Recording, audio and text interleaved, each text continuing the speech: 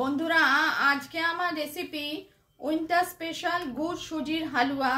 প্রথমে আধা কাপ সুজি আর আধা কাপ ঘি নিয়ে শুকনো খোলায় একদম লো আঁচে গ্যাস জ্বালিয়ে আমি নেড়ে নিলাম।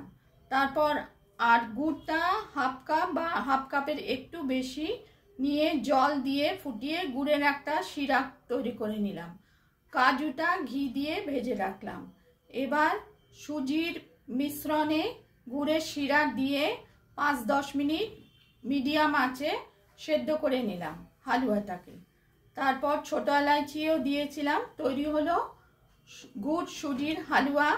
তারপর ওপর থেকে ভাজা কাজু আর কেশর দিয়ে গার্নিশ করলাম। উইন্টার স্পেশাল গুড় সুজির হালুয়া রেসিপি পছন্দ হলে লাইক করবেন, চ্যানেলটিকে সাবস্ক্রাইব করার অনুরোধ রইল। হেলদি টেস্টি গুড় সুজির হালুয়া।